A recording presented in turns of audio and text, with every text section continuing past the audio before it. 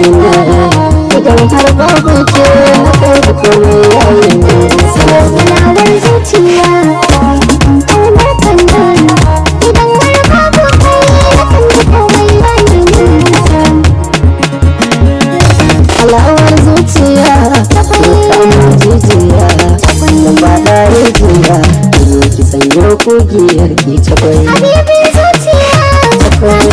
jijiya da fata rijiya ka zo ka sanyo kogiyar ka ta kai soyayya ta mu ta kai ke na amana in ba ku ke ya zanaye kina da farar aniya kina da halin tausayi Allah ta bulwarka tsare ta da dukkan sausayi ni mai kaunar ki ne muna a tare iyawo ya faran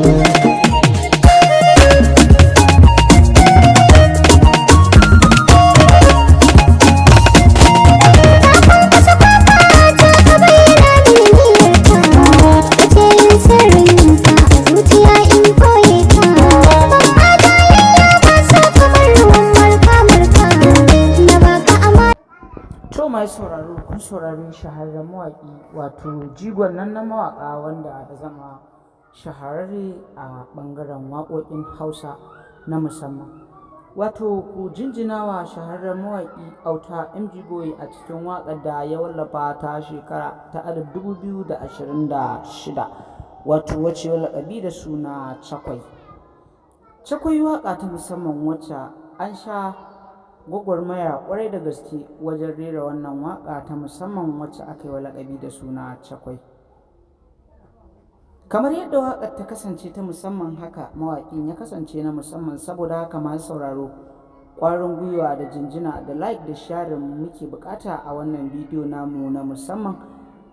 cikin irin gudunmuwar da muka bayar wajen kawo muku wakar shahararren mawaƙi auta mg boy a cikin waƙarsa wacce ya daɗe yana rera ta masu sauraro ku yi haƙuri idan kuna buƙatar waƙoƙin auta mg boy za ku iya rubuta auta mg boy sannan ku nemi waƙoƙi a cikin youtube channel za ku iya samu domin farin cikinku shine na wannan tasha ta mai albarka kada ku manta ku dinga mana like da subscription a kowane irin lokaci sannan ku dinga mana share domin ƙara mana ƙwarin gwiwa da karsashi wajen kawo muku shirye-shiryenmu a kowane irin lokaci masu sauraro